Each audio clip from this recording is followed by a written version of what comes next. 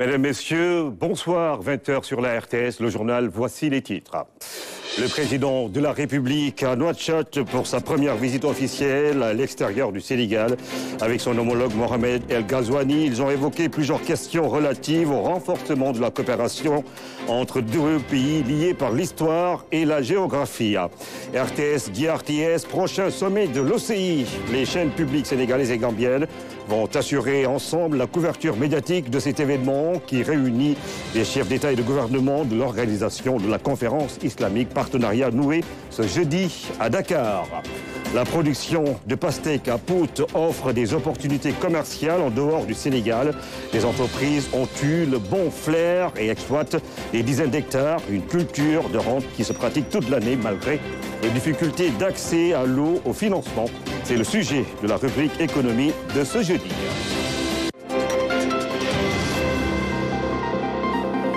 Bienvenue à tous, Sénégal, Mauritanie. Les présidents Bassirou Diomaye Faye et son homologue Mohamed Ould Cheikh El Ghazouani ont convenu d'œuvrer à la consolidation des liens privilégiés qui unissent les deux pays. En visite de travail à Nouakchott, ce jeudi, le chef de l'État a procédé avec son homologue mauritanien à la revue d'une coopération multiforme touchant les domaines de l'énergie, la pêche, les infrastructures, l'eau, le commerce ou encore l'économie. À Nouakchott, les compatriotes établis sur place se sont joints aux autorités pour réserver un accueil chaleureux au président Bassirou Diomaye Diakhar Faye. Nous y reviendrons avec nos envoyés spéciaux Oumar Ning et Mamadou Belem. La Mauritanie et le Sénégal ont une communauté d'intérêt qui les condamne à être ensemble. Et il faut, de part et d'autre des frontières, se féliciter du niveau de l'intégration économique et sociale. Propos de Ahmed Bazeid Deïda, président de ISEMS, l'initiative pour la sauvegarde de l'entente mauritano-sénégalaise. Il était l'invité du journal de 13h. L'initiative pour la sauvegarde de l'entente Mauritano-Sénégal est une association qui a été créée par un grand nombre de cadres, d'intellectuels mauritaniens, qui comprend des ministres, des anciens gouverneurs, d'autres personnalités, mais aussi elle comprend le peuple qu'on trouve simple, les personnes simples, les Mauritaniens simples qui donc forment cette association. Notre objectif, c'est de pouvoir aider, être un appui à nos gouvernements pour la consolidation de ces relations de fraternité, de bon voisinage qui, comme vous le savez, ne date pas d'aujourd'hui. Et nous avons donc notre pendant au Sénégal aujourd'hui. Vous avez la section ISEMS Mauritanie et la section ISEMS au Sénégal qui fonctionne et avec qui nous travaillons donc en parfaite harmonie. Est-ce que vous avez eu à organiser des actions, des rencontres de part et d'autre pour fluidifier cette symbiose culturelle? Nous travaillons sur un plan d'action. Nous nous sommes déjà rencontrés à plusieurs. Moi-même, j'ai pu visiter Dakar ici. J'ai rencontré un certain nombre de membres du bureau exécutif.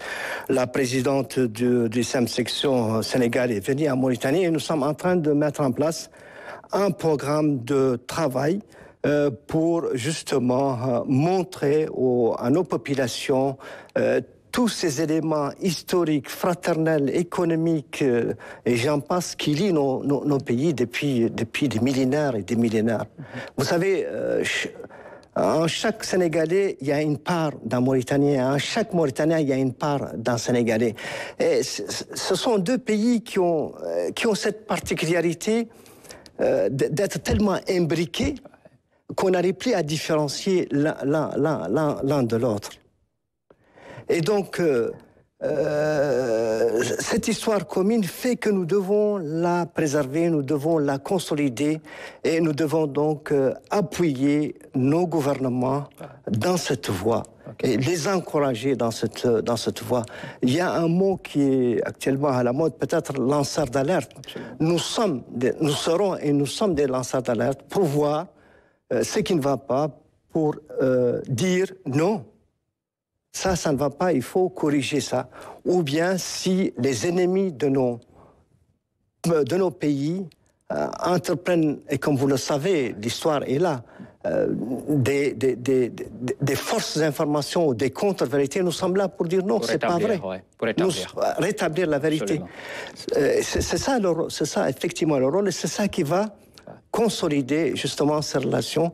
Et nous tenons beaucoup à cet aspect de pouvoir être des auxiliaires de nos gouvernements pour venir les aider dans leur mission qui est hautement significative et qui est hautement importante, celle de maintenir ces relations de fraternité entre nos deux peuples. Et je pense que nos deux présidents sont très conscients de ça et ils travaillent d'arrache-pied justement dans cette voie. Et on l'a vu, cette volonté de vivre en commun s'est même poursuivie jusque dans les relations économiques entre les deux pays. La dernière en date de ces relations, donc c'est l'exploitation commune du gaz, notamment pendant au moins pour une période de 30 ans. Et il y a eu cette intelligence entre les deux pays frères. Qu'est-ce que cela vous inspire et qu'est-ce que cela représente diplomatiquement? Parfaitement. Vous savez, tout ce qu'entreprennent la Mauritanie et le Sénégal réussit. C'est extraordinaire. On parle de l'OMVS. L'OMVS, c'est une initiative de la Mauritanie et du Sénégal. Aujourd'hui, c'est une organisation sous-régionale qui est respectée, qui est bien gérée et qui est citée en exemple. Vous avez le pont qui va être maintenant bientôt achevé et vous avez le gaz. Le gaz qui est une infrastructure importante et qui va permettre à nos pays de pouvoir bénéficier d'une manne financière qui est importante. Et au-delà de ça, il y a des petits gestes qui sont beaucoup plus significatifs, beaucoup plus importants. Vous avez parlé dans votre reportage des licences de pêche. Absolument. La Mauritanie a octroyé plus de 500 licences de pêche donc aux Sénégalais. Ces licences de pêche sans contrepartie. Donc c'est un geste de fraternité. Comme le Sénégal avait fait aussi des gestes de fraternité. Et c'est ça qui est important et qu'il faut préserver, cette fraternité qui ne date pas donc d'aujourd'hui. Vous l'avez vu, vous l'avez dit, cette question de la pêche avec les licences de pêche a été résolue par les deux parties, d'autant plus que c'est un facteur économique très important pour les deux pays. Ça a été définitivement résolu maintenant. Exactement, tout va pour le meilleur des mondes. Les Sénégalais viennent pêcher librement en Mauritanie, ils ont donc ce quota qu'ils ont le droit de débarquer, qui permet de faire vivre beaucoup de Sénégalais. Mais il ne faut pas oublier seulement que ce n'est pas seulement la pêche, il y a l'autre côté. L'après, par exemple, ces licences vont octroyer d'autres revenus dans d'autres secteurs. Vous avez les mareyeurs, vous avez les vendeuses. Donc c'est toute une chaîne de production économique qui va faire bénéficier beaucoup de personnes au Sénégal de ça. Et nous nous en réjouissons. Ouais. On sait que la Mauritanie, c'est un partenaire commercial très important pour le Sénégal au regard de l'activité économique de vos concitoyens qui vivent ici au Sénégal. Concrètement, au niveau de l'initiative, qu'est-ce que vous préconisez ou bien quelles sont les identifications que vous avez faites pour orienter, développer des stratégies pour mailler encore et consolider ces échanges commerciaux? Exactement. Il y a de part et d'autre du fleuve. Je ne parle pas de frontières. Je préfère parler du fleuve parce que le fleuve nous unit. Et le fleuve est une source de vie pour tout le monde. Et donc, de part et d'autre de ce fleuve, nous avons des communautés soit sénégalaises, soit mauritaniennes qui vivent. Et donc, elles vivent paisiblement. Et à travers donc, le travail qu'elles font dans l'un ou d'autres pays, il y a des échanges économiques qui viennent s'inscrire en parallèle à ça. Et nous, notre objectif, donc, c'est de pouvoir dire à nos populations, voilà, vous avez vécu pendant des milliers d'années ensemble, vous avez travaillé ensemble, continuons dans cette voie pour le bien-être de nos pays et de nos populations. Je vous le disais ce matin, les présidents Bassirou Diomaye Diakhar Faye et son homologue mauritanien Mohamed Ould Cheikh El Ghazouani ont convenu d'œuvrer à la consolidation des liens privilégiés qui unissent les deux pays. En visite de travail à Nouakchott, ce jeudi, le chef de l'État a procédé avec son homologue à la revue d'une coopération multiforme qui touche les domaines de l'énergie, la pêche, les infrastructures, l'eau, le commerce ou encore l'économie. À Nouakchott, les compatriotes établis sur place se sont joints aux autorités pour réserver un accueil chaleureux aux présidents sénégalais envoyés spéciaux Mamadou Belem et Oumar Gning. Pour une première en terre étrangère, depuis son arrivée au pouvoir, le président Bassirou Diomaye Faye a choisi la République islamique de Mauritanie.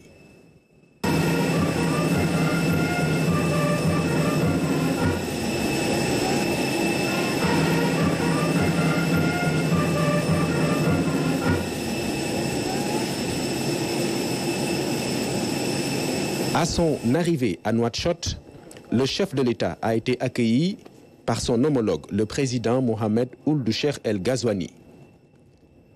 Une chaleureuse bienvenue sous les honneurs militaires.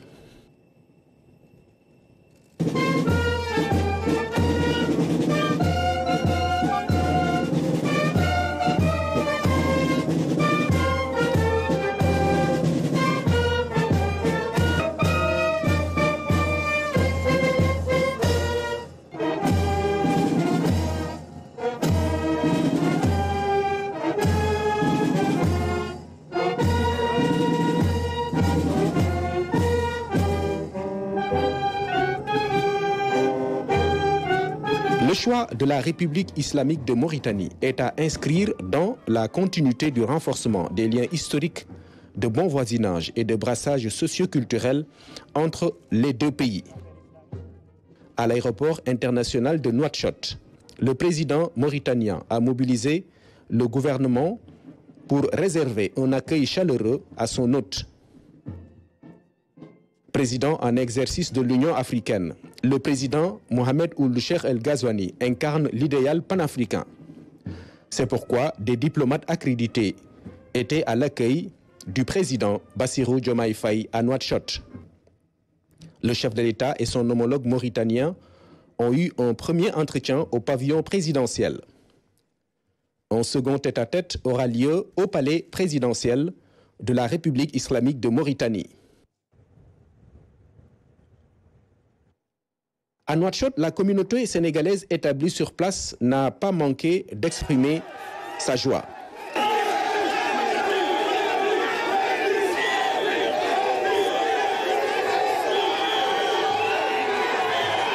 Ils sont mobilisés pour souhaiter la bienvenue au président Bassirou Diomaye Faye et lui exprimer l'honneur qu'ils ont de l'accueillir en terre mauritanienne.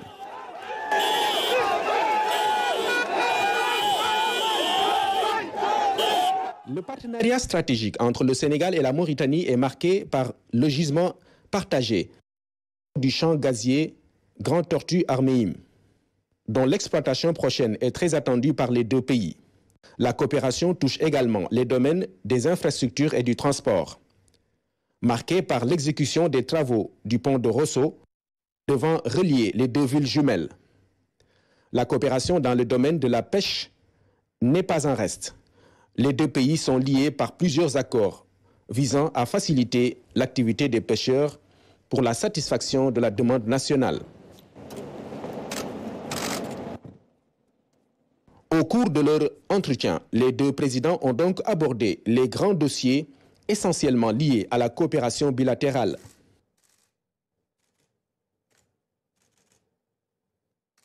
En présence de leurs délégations respectives, les deux chefs d'État ont convenu d'œuvrer ensemble de manière constante à la consolidation des liens privilégiés qui unissent le Sénégal et la République islamique de Mauritanie.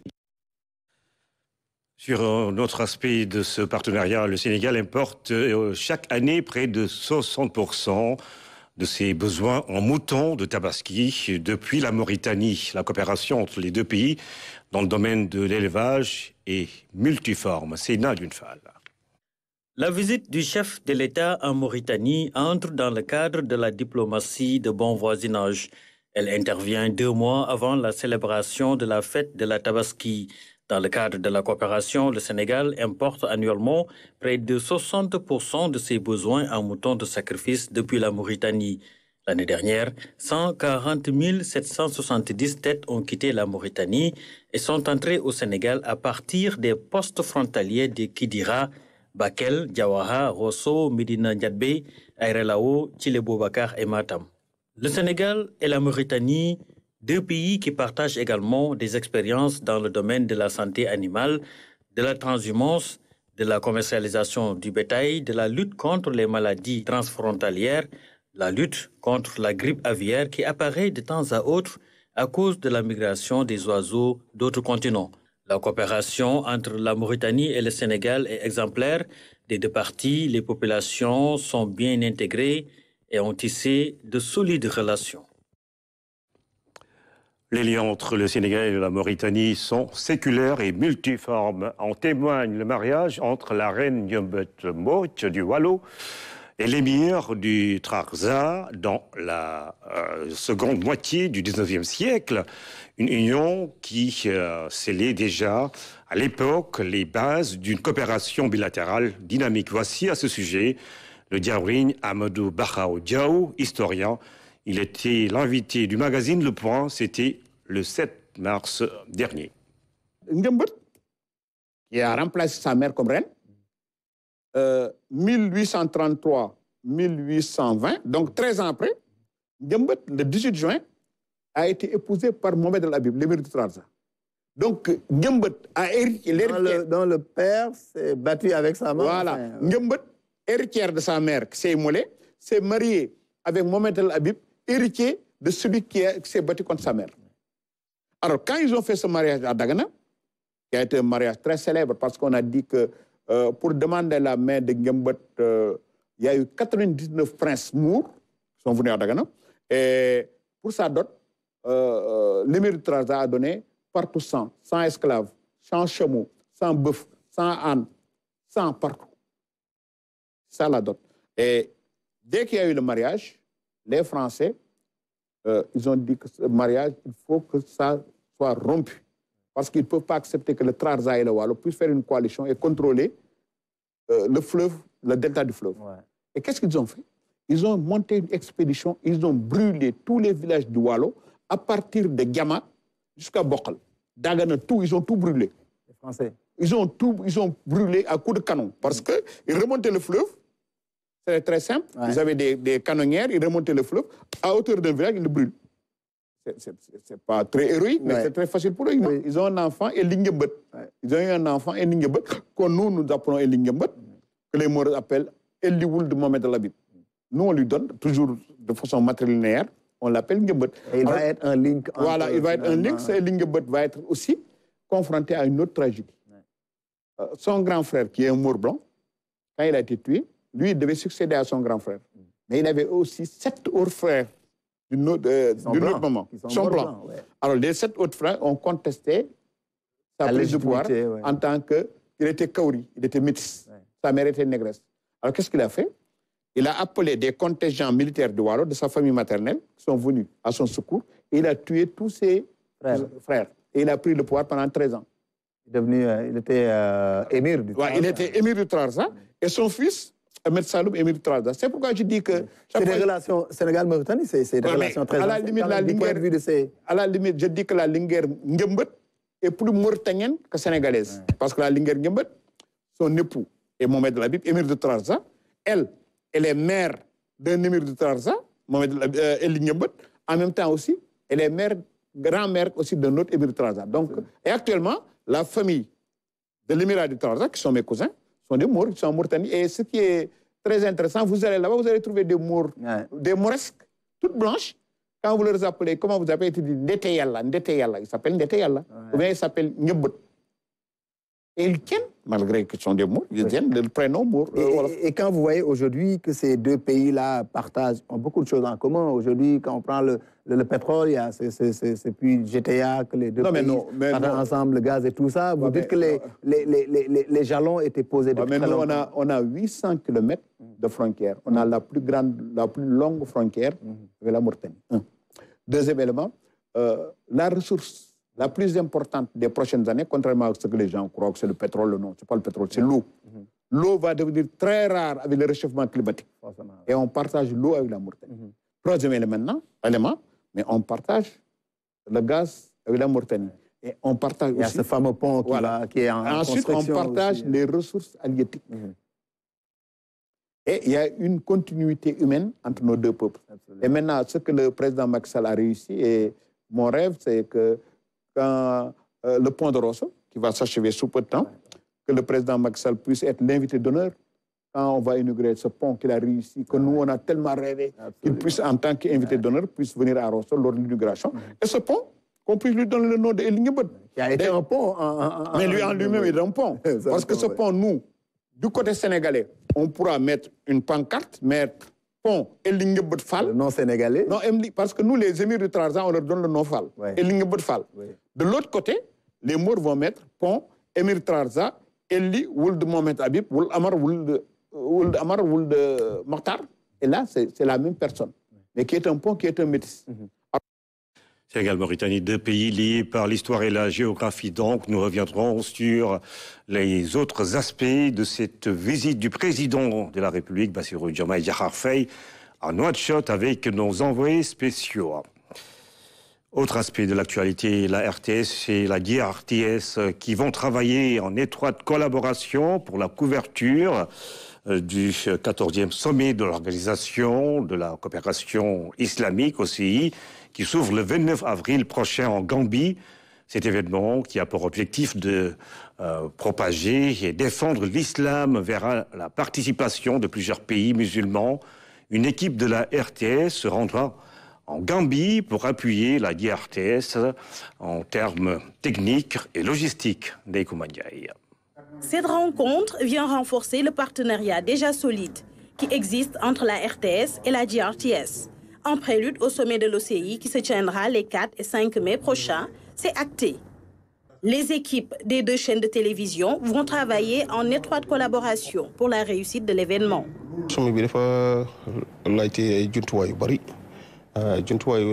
Cet événement nécessite un important dispositif technique dont la GRTS ne dispose pas. C'est pour cette raison que nous nous sommes adressés à la RTS. Nos collaborations ont toujours été couronnées de réussite. Nous avons foi en l'expérience de la RTS. Ce dispositif, qui sera surtout technique, permettra aux deux structures de travailler en étroite collaboration afin de rehausser l'éclat de l'audiovisuel public. Ils ont besoin de notre car HD, le grand car HD, avec tout le matériel qui vient avec, c'est-à-dire la régie mobile qui vient, le matériel de transmission, le matériel, l'énergie. Donc tout cet ensemble de production doit aller en Gambie avec toute l'équipe de la RTS pour un séjour. Le premier groupe qui quitte Dakar dans la semaine du 25, c'est-à-dire la semaine à venir, et à l'autre semaine de prod qui arrive tardivement au plus tard pour le 29 pour que les choses puissent démarrer. La collaboration entre la RTS et la GRTS ne date pas d'aujourd'hui. Il y a un groupe de Gambiens qui était là en fin d'année pour une formation de 2 groupes déjà, mais il y a un autre groupe aussi. Il y a d'autres groupes qui doivent venir pour imprégnation, voir comment on travaille. Tout ça, c'est dans le cadre de la collaboration entre la GRTS et la RTS. Les directeurs techniques des deux chaînes de télévision se réjouissent des potentielles retombées positives de ce partenariat. La Gambie et le Sénégal, deux pays amis très liés. D'ailleurs, le président de la République, Bassirou Diomaye Faye, effectuera une visite ce 20 avril à Banjul. La RTS et la DRTS que vont donc collaborer pour la couverture médiatique du 15e sommet de l'Organisation de la coopération islamique OCI. Ce sera donc le 29 avril prochain. En atelier de réflexion sur les questions relatives à la transition énergétique et les justement émissions de gaz à effet de serre et de méthane dans un contexte d'exploitation prochaine des ressources pétrolières et gazières au large des côtes sénégalaises. Une réflexion portée par l'Institut de bonne gouvernance des ressources naturelles, NRDI, une organisation internationale indépendante qui accompagne les gouvernements et les organisations de la société civile, les médias pour une meilleure gouvernance de ces ressources. Lamine Fall et Ibrahim Andong. Découverte du pétrole et du gaz, un heureux événement pour le Sénégal, même si se pose encore la question des risques inhérents à leur exploitation. Certes, il faut se féliciter d'avoir ces ressources minières, mais encore faudrait-il intégrer les problématiques liées à la gestion des émissions de gaz à effet de serre et de méthane. Là-dessus, l'Institut de bonne gouvernance des ressources naturelles, énergie, appuie sur la sonnette d'alarme. En tant que nouveau producteur de pétrole et de gaz, le Sénégal a cette chance et cette opportunité unique d'anticiper sur les mécanismes de gestion des émissions de gaz à effet de serre. Parmi ces émissions de gaz à effet de serre, des études ont démontré que le méthane constitue un des gaz les plus réchauffants qui est émis lors des opérations pétrolières et gazières. Le méthane c'est un gaz à effet de serre qui n'est pas à négliger. Jusqu'ici, le débat, c'était plus sur le CO2 avec les impacts sur le climat. Mais le méthane est un gaz à effet de serre très puissant, plus puissant même que les impacts négatifs du CO2, parce que c'est 80 à 90% plus puissant que, par exemple, le CO2 si on prend des évaluations ou des simulations sur, par exemple, une durée déterminée. Il y a urgence donc. Le monde, et particulièrement les pays africains, font face aux effets les plus dévastateurs du changement climatique. Les acteurs de la gouvernance des ressources naturelles s'érigent en sentinelles de l'environnement. Aujourd'hui, avec Energia, nous considérons qu'il est important que nous autres acteurs, que ce soit de la société civile et des médias, parce que nous avons la particularité de pouvoir façonner la conception et la perception collective des citoyens sur ces phénomènes. Donc nous considérons qu'il est important qu'on puisse au moins échanger sur tous les enjeux de la question des émissions de gaz à effet de serre pour pouvoir au moins nous déployer en l'endroit d'abord de l'État pour qu'il puisse façonner les politiques publiques en ce sens, mais ensuite à l'endroit des communautés pour qu'elles puissent porter au moins le plaidoyer elles-mêmes de comment les activités extractives pourraient impacter leur quotidien. Cela est d'autant plus important qu'avec la nouvelle norme ITIE 2023, il appartient aux médias de jouer le rôle de veille et d'alerte sur la nécessité de mettre en œuvre des stratégies de réduction de ces émissions. Je pense qu'en tant que journaliste, il faudrait que les acteurs des médias, et principalement les journalistes, s'approprient ces questions, les dissèquent et les démystifient pour permettre au plus grand nombre de Sénégalais, aux communautés, de s'approprier eux aussi de ces questions. La prise de conscience des enjeux climatiques reste encore faible au Sénégal. La question des émissions est un enjeu économique, un enjeu de développement. L'École nationale d'administration poursuit le cycle de ses grandes conférences pour la 5e édition. Les pensionnaires de l'ENA se sont intéressés à la gouvernance économique et financière au Sénégal, rôle et place des institutions et corps de contrôle. Philomène Constance-Caille. Cette rencontre est la 5e d'un cycle de conférences au profit des élèves de l'ENA. Elle constitue un moment de transmission de savoir venant de hautes personnalités commis de l'État sur des thématiques bien définies. À l'avènement d'une nouvelle alternance au sommet de l'État, ce sujet est d'une brûlante actualité. Il est également d'une opportunité incontestable pour nos élèves, ces futurs hauts cadres de l'administration, qui seront forcément impliqués dans la mise en œuvre des politiques publiques avec la redevabilité, la reddition des comptes qui va avec. En effet, l'intérêt du thème réside, à mon avis, sur plusieurs aspects.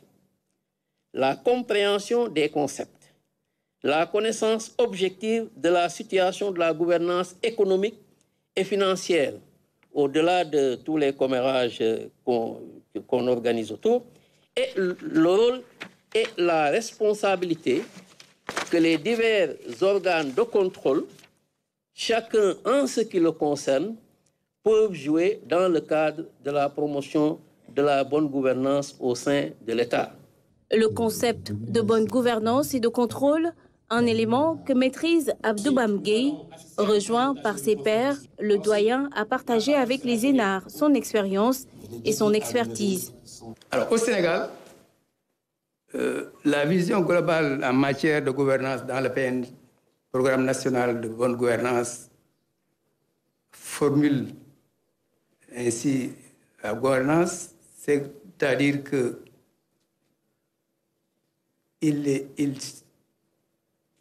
c'est de promouvoir une responsabilité collective de l'État, du secteur privé, de la société civile qui, dans l'exercice de leur rôle différencié, coordonnent leurs activités pour réconcilier le politique, l'économique et social en s'appuyant sur les principes de transparence, de responsabilité, d'équité, d'efficacité, de primauté du droit et de contrôle de la corruption. Après des heures d'écoute et d'interaction, les élèves ont dit leur satisfecit. Le parcours du grand commis de l'État au rôle et place des institutions et corps de contrôle, nous avons beaucoup capitalisé. Oui, nous nous sommes bien délectés des thématiques abordées à l'occasion de ce premier cycle des grandes conférences. J'avoue que les communications, Monsieur le Secrétaire général, ont été bien pensées, bien alignées, avec une bonne cohérence dans le choix des thèmes. Mais surtout, que les personnalités qui sont passées tour à tour sur ce présidium sont d'une certaine autorité relativement aux thèmes pour lesquels elles étaient appelées à présenter une communication. C'est pourquoi, Monsieur le Secrétaire général, je vous transmets le satisfecit des élèves, nos collègues, pour cette belle série. Ce cycle de formation à travers des conférences qui réunissent plusieurs notabilités est à présent clos. Les futurs administrateurs ont acquis grâce à ces rendez-vous assez d'outils pour renforcer leur formation et pouvoir servir dignement leur nation. Lancement de la deuxième édition du programme de bourse scolaire municipale de la mairie de Thiès. Ce programme vise à soutenir les étudiants et les apprenants de tous les âges et de toutes les classes dans leur quête perpétuelle de connaissances et de compétences. Ces bourses scolaires sont disponibles pour diverses formations professionnelles et techniques. Fatima Tabanelba. En investissant dans l'éducation et la formation, c'est l'avenir des jeunes de la ville de Thiès et de la région qui est assuré. La municipalité de Thiès crée ainsi les conditions favorables à la croissance économique. Ces bourses scolaires ne sont pas seulement destinées à réduire les obstacles financiers liés à la formation, mais aussi à encourager l'excellence. Aujourd'hui, je suis fier de lancer la deuxième édition de notre programme de bourse scolaire municipale qui vise à soutenir les étudiants et les apprenants de tous les âges, mais aussi de toutes les classes sociales, dans leur quête perpétuelle de connaissances et de compétences. Ces bourses scolaires sont disponibles pour diverses formations professionnelles et techniques diplômantes, électricité, couture, hôtellerie, multimédia, journalisme, communication, marketing, plomberie, mécanique, agriculture, santé. Monsieur le maire, vous participez à la réalisation d'un vœu exprimé en bonne place dans tous nos documents de politique économique et sociale.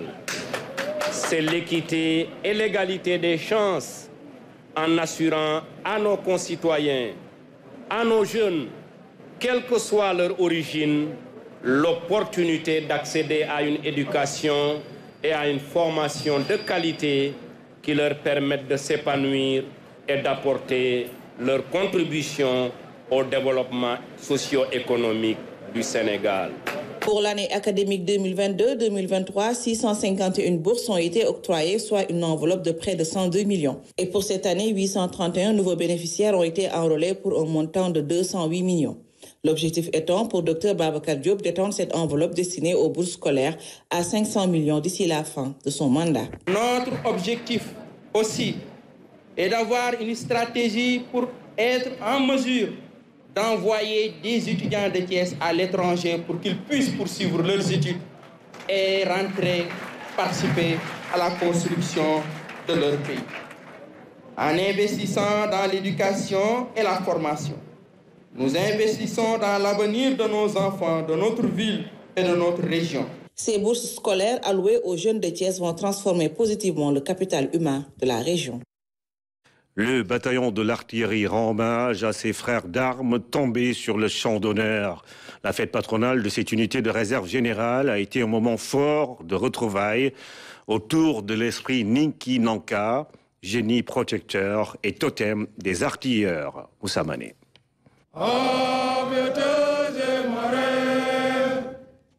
Cavaliers et fantassins,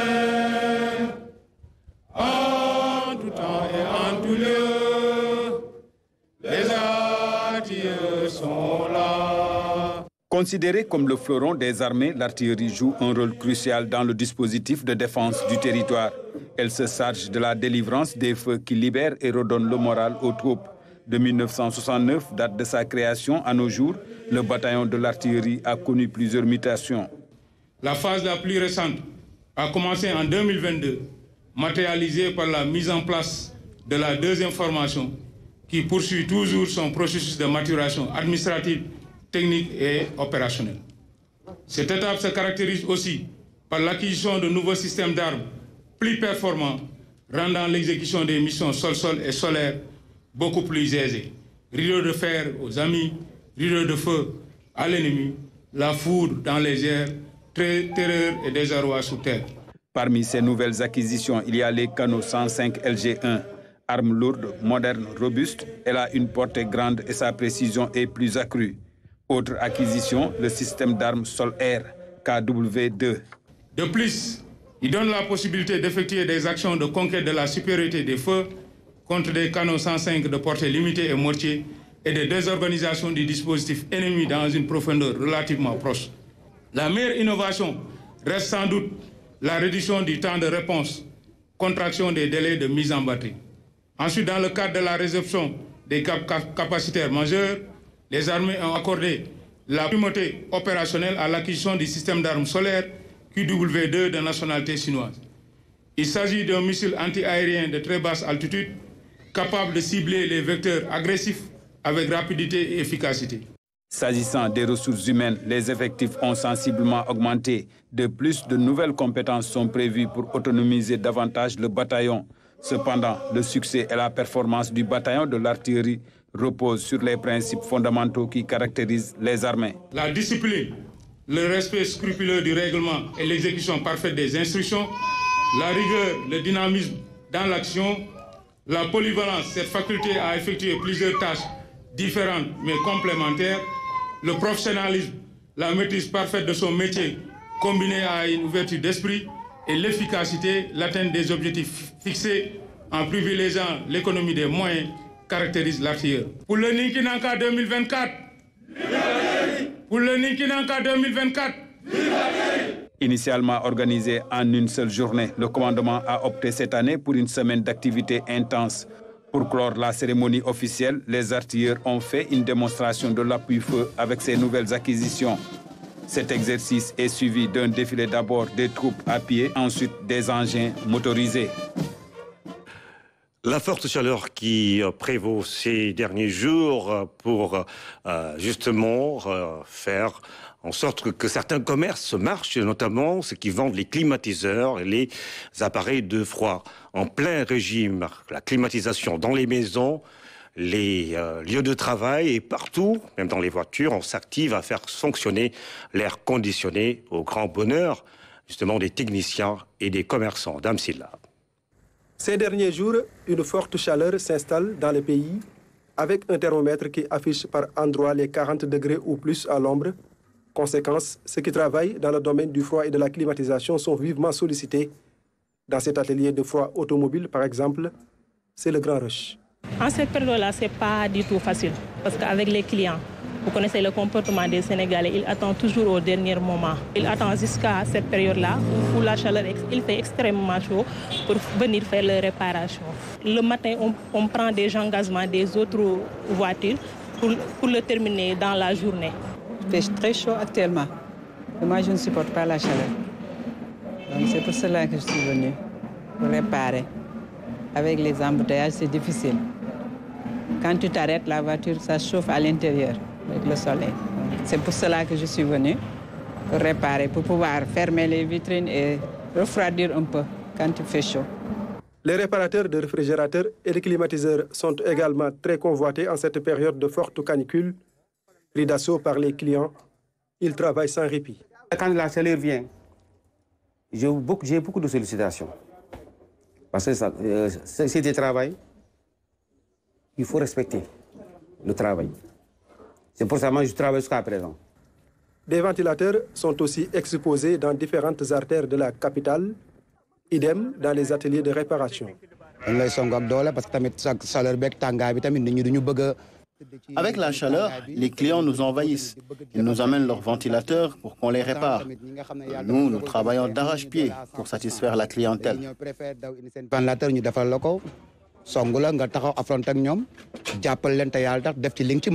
Les ouvriers qui s'activent dans les métiers du froid et de la climatisation roulent en plein régime en cette période de forte canicule. Étouffés par la chaleur ressentie dans les véhicules, maisons et lieux de travail, les populations sollicitent fortement les réparateurs pour se rafraîchir de l'air conditionné. Le Rwanda, c'est la grande attraction du Massa, invité d'honneur de l'édition 2024. Le pays aux 1000 collines s'est illustré par la beauté de sa culture et sa résilience face au génocide. Aujourd'hui, c'est un modèle de développement économique qui inspire l'Afrique et le monde entier. Son secret, son patrimoine culturel riche. Récit de Fatou Diouf.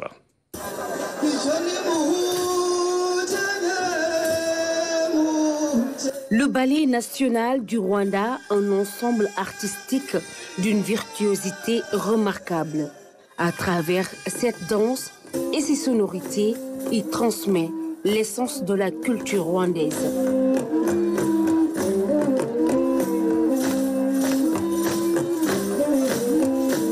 Le public du Massa s'offre ainsi un voyage au cœur des traditions et coutumes ancestrales du pays des 1000 collines. Ce riche patrimoine culturel est la recette magique de son développement économique. Le génocide fait partie de notre histoire. Nous la portons en nous. C'est notre passé, c'est notre mémoire dans laquelle nous allons rester ancrés tout en vers le futur. Donc vous avez posé la question de la culture.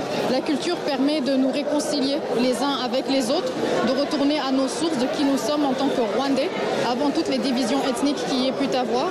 Et aujourd'hui, la culture aussi nous enseigne à regarder vers le futur et nous montrer qu'en fait, nous sommes capables de résilience, de développement économique, mais nous sommes aussi ouverts au reste de l'Afrique et au reste du monde. Et c'est cette culture qui attire les peuples à venir vers nous. Le Massa, marché des arts et du spectacle d'Abidjan, est le cadre idéal pour rassembler le peuple d'Afrique et de la diaspora. Les industries culturelles et créatives, un atout pour favoriser une intégration économique et culturelle. La culture, c'est notre passé, c'est notre mémoire, mais c'est aussi le pont qui nous dirige vers l'avenir. Donc les industries créatives, que ce soit celles du Rwanda, de la Côte d'Ivoire et de l'Afrique en général, permettent en fait de faire des rapports, d'attirer encore plus de relations, de coopération, de fraternité africaine à travers nos pays. Donc oui, la culture, c'est l'avenir. Le Rwanda, invité d'honneur du Massa, 13e édition, témoigne de la vitalité et de la diversité culturelle de cette nation résiliente et dynamique. Donc ça a été une décision qui a été prise par le chef de l'État qui a souhaité que le Rwanda, pays frère, puisse être invité donc, à cette édition du Massa.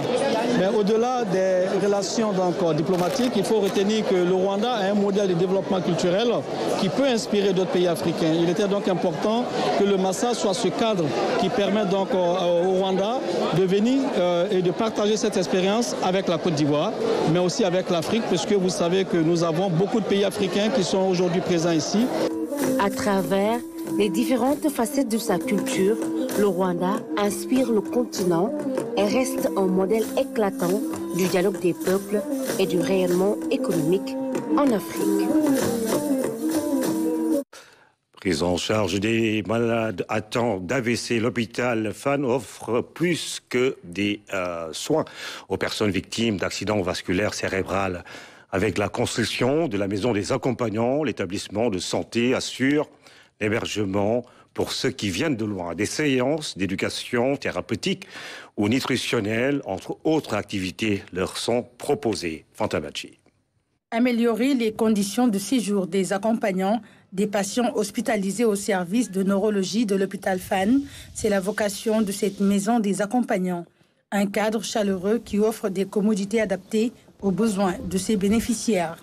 Il faut que vraiment que tout le monde se sente aussi concerné par cette maladie et qu'il fasse les efforts. Comme ça, la prise en charge vraiment serait en tout cas au top niveau. Le complexe d'accueil fait partie du circuit de prise en charge des patients et de leurs accompagnateurs. Parce que c'est des patients qui sont très heurtés, bafoués et diminués par la maladie. La prise en charge sociale et psychosociale va au-delà du patient. C'est à l'accompagnant de faire le nursing, c'est à l'accompagnant aller faire les démarches pour la prise en charge, c'est à l'accompagnant, tout lui revient. C'est le malade souffre, il est sur le lit, mais lui, il souffre plus que lui, plus que le patient. La maison des accompagnants abrite également les activités de l'association sénégalaise de soutien aux patients et familles victimes d'AVC.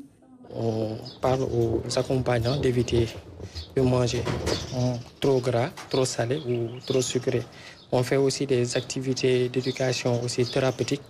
On fait aussi des activités physiques comme l'aquagym qu'on fait au niveau de la plage de Ngor. On fait aussi des activités de randonnée et on fait aussi de la prévention. Dans la prévention, on fait le monitoring de paramètres. Là, le monitoring de paramètres, c'est comment prendre la tension, comment faire le nursing au niveau du patient à la maison. Parce que quand ils sortent de l'hôpital, ils sont un peu stressés, voire trop inquiets, comment ils vont se débrouiller avec le nursing. Donc, on veut faire aussi cette formation-là. Depuis sa création en 2021, l'association multiplie ses actions en faveur d'une meilleure prise en charge de l'accident vasculaire cérébral. Il y a des spécialistes qui se sont formés dans le domaine.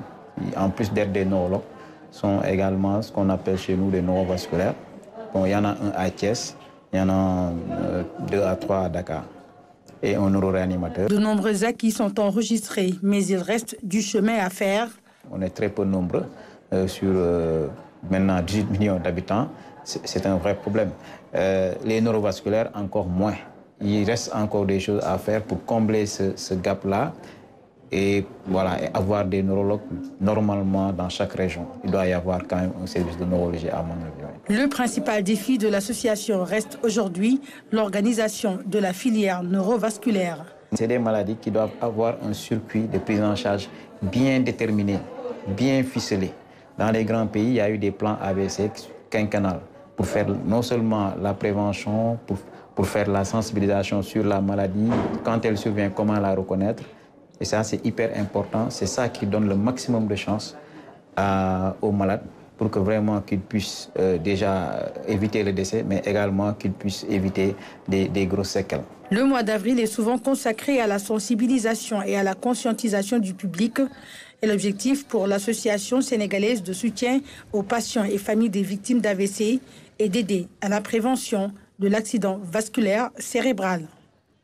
C'est un produit qui s'exporte bien. La pastèque, les productions qui se font un peu partout sur l'axe Dakar-Thiès ou dans la zone des Niayes approvisionnent le marché européen au Sénégal et à Pout. Plus exactement, ce sont des dizaines d'hectares qui sont exploités par des entreprises sénégalaises qui ont investi cette filière. Aminata Bengfal nous fait voyager dans ces champs.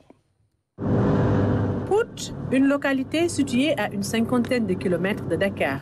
La zone est connue pour son dynamisme dans la production agricole. De nombreuses entreprises y sont installées à l'image de Minam Export. Dans cette exploitation agricole, la pastèque est cultivée sur plusieurs hectares. Actuellement, on a 4 variétés de pastèque très prisées à cause de leur teneur en sucre, de leur qualité et de leur chair rouge. Donc la pastèque fait partie des cultures de rente. Au Sénégal, la culture de la pastèque peut être pratiquée durant toute l'année. Ici, elle se fait sur plusieurs étapes. On a un programme de 30 hectares, mais on ne peut pas le faire à la fois. On le fait par étapes à cause du marché. Parce que la pastèque irriguée donne beaucoup de rendement. Ce n'est pas pareil avec la pastèque souple. La pastèque souple, tu ne peux pas dépasser les 10 hectares à cause de la manque d'eau. Mais avec la pastèque irriguée, on met beaucoup d'eau avec le système d'irrigation goutte à goutte, raison pour laquelle on ne peut pas emblaver d'un seul coup 30 hectares. On le fait par étapes pour pouvoir alimenter petit à petit le marché. Cette exploitation agricole accueille des étudiants de l'ISEP de Thiès, un stage qui leur permet de mettre en pratique les connaissances acquises. Nous sommes ici à Minam Export et ça pour faire un stage de 3 mois pour faire la production de pastèque dans 2 parcelles, à savoir le bloc 9 et bloc 18. C'est une collaboration très importante. Comme vous le savez, à l'école, on n'apprend que la théorie. La pratique, c'est sur le terrain. Et ici à Minam, vraiment, ils nous aident. Minam Export fait partie des pionniers dans la production de pastèque au Sénégal. Plus de 1000 tonnes ont été produites l'année dernière. plus de la moitié exportée vers l'étranger. On exporte en Europe par rapport en Italie, en Espagne. On a fait plus de 600 tonnes. Ensuite, on a fait de l'exportation sur le sous-région par rapport au Maroc, en Mauritanie et en Gambie. C'est 400 tonnes. Après chaque récolte, des revendeurs comme Mamoun Choun s'approvisionnent en pastèques pour les écouler à l'intérieur du pays. Nous prenons ce qu'on appelle la vente locale. Mais pour ce qui est de la commercialisation, c'est un peu dur et un peu difficile parce que prendre des pastèques ici et les amener, parce que la pastèque est un peu lourde. Tu peux voir une pastèque qui pèse 20 kg. Si tu achètes par exemple 2 voire 3 tonnes, il te faut nécessairement des moyens pour pouvoir les faire déplacer et les acheminer au niveau des points de vente. Pour la conservation, ces producteurs disposent de 2 chambres froides au marché d'intérêt national. On a 2 chambres froides là-bas avec l'État qui nous a mis cette infrastructure très moderne. On arrive à conditionner une partie de notre production là-bas, donc c'est à saluer. L'accès au financement, le manque d'eau et de moyens plombe un peu l'activité. Ces exploitants agricoles sollicitent l'accompagnement de l'État. Nous avons pu traverser beaucoup d'espaces inexploités, faute de moyens et d'eau. Ici, les exploitations, vous savez, on est en pleine saison sèche, alors que la plante se nourrit avec l'eau qui est source de vie, et aussi les intrants tels que les engrais et les produits. Donc il est nécessaire que l'État accompagne les producteurs sur les matériels agricoles et aussi faire beaucoup de forage dans des exploitations comme celle-ci. Donc je sollicite à ce que ce nouveau gouvernement vienne accompagner ces grands producteurs. Accompagner ces grands producteurs pour plus de rendement. En 2021, plus d'1 500 000 tonnes de pastèques ont été produites. Malgré les difficultés, cette filière attire de plus en plus de producteurs. La rubrique économie du jeudi sur la production de pastèques au Sénégal, notamment Pout. La pastèque, un produit qui pourrait aider à faire du sport avec du tonus. Nous terminons avec justement la 7e édition de la Coupe d'Afrique de futsal. Les demi-finales se joueront demain. Le pays organisateur, le Maroc, premier de sa poule, fera face à la Libye, un derby maghrébin. L'affiche est prévue à 20h à Rabat. La première demi-finale mettra aux prises l'Égypte et l'Angola. Coup d'envoi à 17h. Les 2 équipes finalistes se qualifieront à la Coupe du Monde prévue en Ouzbékistan du 14 septembre au 6 octobre prochain. C'est la fin de cette édition, mesdames et messieurs. Merci de nous avoir suivis. Très bonne fin de soirée sur la RTS.